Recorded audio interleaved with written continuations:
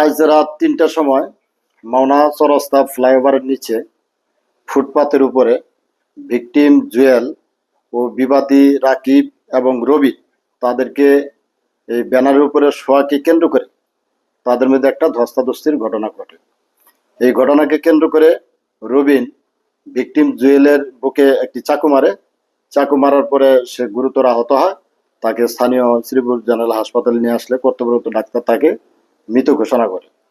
এই ঘটনার সাথে জড়িত রাকিব এবং রবিন দুজনকে দ্রুতই গ্রেপ্তার করা হয়েছে এবং এই হত্যাকাণ্ডে ব্যবহৃত চাকুটি উদ্ধার করা হয়েছে।